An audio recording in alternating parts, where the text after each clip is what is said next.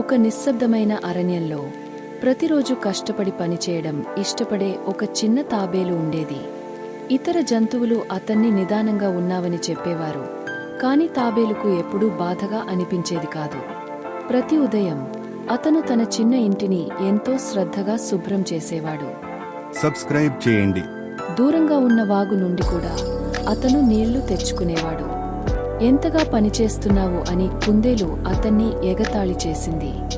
ఆ తాబేలు చిరునవ్వు చిందించి, కష్టపడి పనిచేస్తే ఎప్పుడూ ఫలితం వస్తుంది అని చెప్పింది. ఒకరోజు అడవికి పెద్ద తుఫాను వచ్చింది. సబ్స్క్రైబ్ చేయండి. బలమైన గాలిలో కుందేలు ఇల్లు ఎగిరిపోయింది. తాబేలు ఇల్లు మాత్రం బలంగా నిలిచింది, ఎందుకంటే అది జాగ్రత్తగా నిర్మించాడు. తుఫాన్ తర్వాత అడవి అంతా చెదిరిపోయింది. తాబేలు కొంచెం కొంచెంగా అడవిని శుభ్రం చేయడం ప్రారంభించాడు. సబ్స్క్రైబ్ చేయండి. ఇతర జంతువులు అతని ఓర్పుకు ఆశ్చర్యపోయి చూస్తూ నిలబడ్డాయి. కొద్ది కొద్దిగా జంతువులు కలిసి శుభ్రం చేయడానికి వచ్చాయి.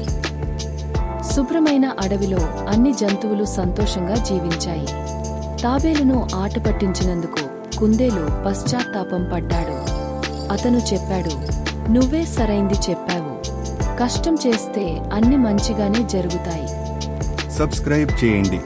తాబేలు తల ఊపి, నెమ్మదిగా అయినా వేగంగా అయినా ప్రయత్నం ఆపకూడదు అని చెప్పాడు. ఆ రోజు నుంచి కుందేలు కూడా కష్టపడి పని చేయడం ప్రారంభించాడు. శుభ్రమైన అడవిలో అన్ని జంతువులు సంతోషంగా జీవించాయి. కష్టపడి పనిచేసే తాబేలు అందరికీ స్ఫూర్తిగా మారిపోయాడు. ఈ స్టోరీ నచ్చితే లైక్ చేయండి, షేర్ చేయండి, సబ్స్క్రైబ్ చేయండి.